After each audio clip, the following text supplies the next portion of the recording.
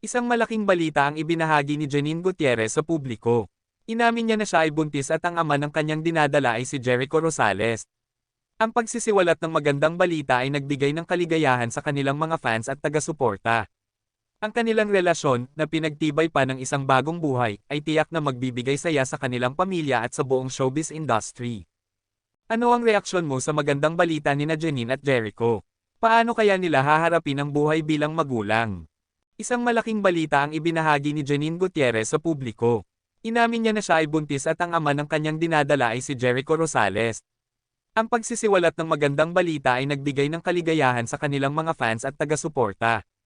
Ang kanilang relasyon, na pinagtibay pa ng isang bagong buhay, ay tiyak na magbibigay saya sa kanilang pamilya at sa buong showbiz industry. Ano ang reaksyon mo sa magandang balita ni Janine at Jericho? Paano kaya nila haharapin ang buhay bilang magulang? Isang malaking balita ang ibinahagi ni Janine Gutierrez sa publiko. Inamin niya na siya ay buntis at ang ama ng kanyang dinadala ay si Jericho Rosales. Ang pagsisiwalat ng magandang balita ay nagbigay ng kaligayahan sa kanilang mga fans at taga-suporta. Ang kanilang relasyon, na pinagtibay pa ng isang bagong buhay, ay tiyak na magbibigay saya sa kanilang pamilya at sa buong showbiz industry. Ano ang reaksyon mo sa magandang balita ni Janine at Jericho? Paano kaya nila haharapin ang buhay bilang magulang?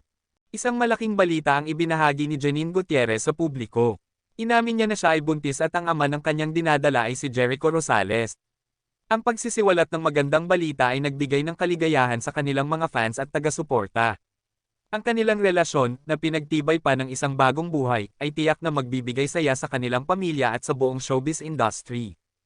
Ano ang reaksyon mo sa magandang balita ni Janine at Jericho? Paano kaya nila haharapin ang buhay bilang magulang?